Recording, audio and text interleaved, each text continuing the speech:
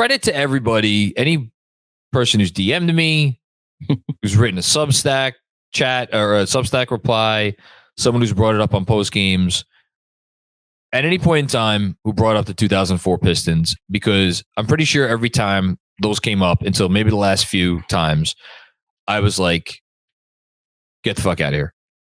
And a different era of basketball. That team was one of the most special assemblages of talent in terms of, Ben Wallace is in. Billups is not in yet, right? The Hall of Fame? Not yet. No. Not yet. Should be in. I think will be in. Rasheed Wallace, whether he's probably not going to get in the Hall of Fame, but like most talented player on that team, Hall of Fame, no question. Rasheed Wallace, Hall of Fame talent. And then surrounded by Rip Hamilton and Tayshaun Prince. Rip Hamilton, like at his peak, NBA All-Star, like just sub All NBA level player. So like different era. Four top. I don't like four incredible players. And Tayshaun Prince, you want to talk about perfect fifth guy. So like, I still have trouble putting the Knicks on that level.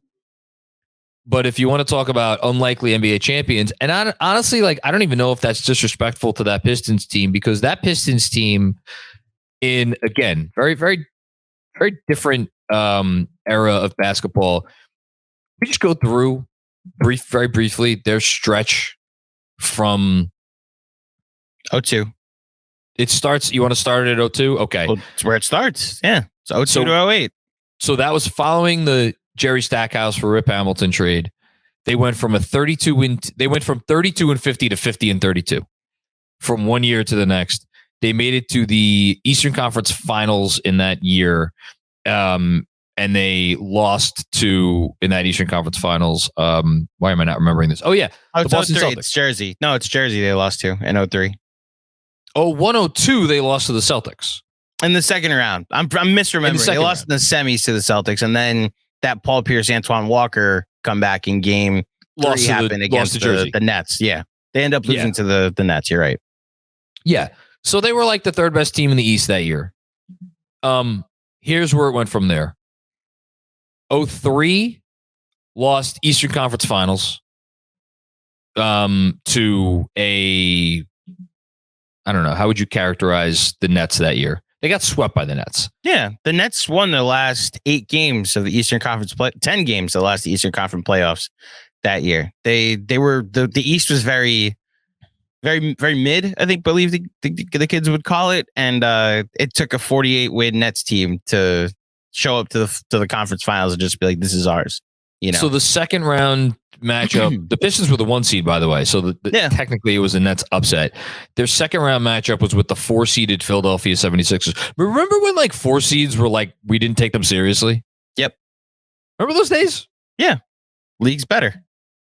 It's a wild league. Here, that was a Sixers team featuring Allen Iverson, Derek Coleman, Eric Snow, Kenny Thomas. These were the minutes leaders in that series for the Sixers. Aaron McKee and Keith Van Horn.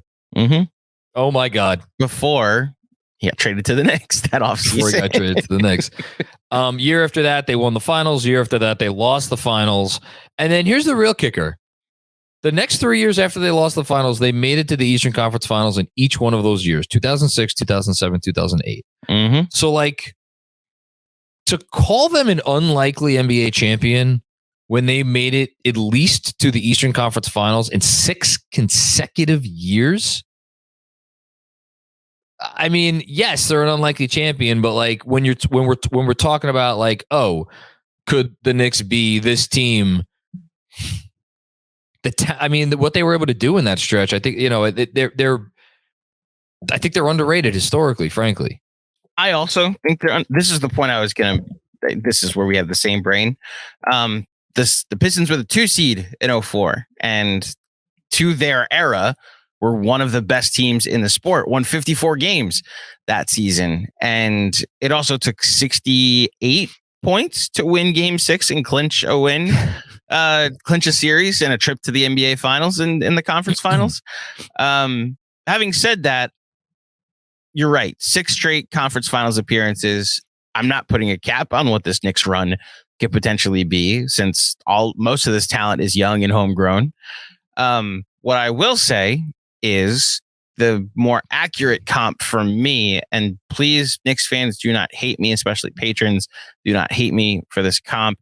This reminds me much more of the grit and grind Memphis Grizzlies, who made the conference finals in 2013. They beat an OKC team that just lost Westbrook, and they were able to defeat Durant, and Mr. Unreliable was the headline, which eventually led to him remembering that, filing it away, and leaving OKC a few years later. Hey, hold on. What? You skipped over the first round. Who was the first round series that year? Los Angeles Clippers. That was a Clipper upset. Okay, Chris Paul, Blake Griffin, DeAndre Jordan. That was a 6-game series before the 5-game beatdown of the Thunder, which you're referencing. So that, I think, is the more accurate comp, is because there's been a lot of Randall to Zach Randolph are comps. I think Jalen Brunson's much better than whoever you want to say is a second banana on that team, whether it's Mike Conley or Marcus All, or, offensively, he's much better than Tony Allen. I think the impact Jalen Brunson has offensively is the impact Tony Allen has defensively. But the point being, I think that's the run, is a trip to the conference finals where some things had to break right and you took advantage of them,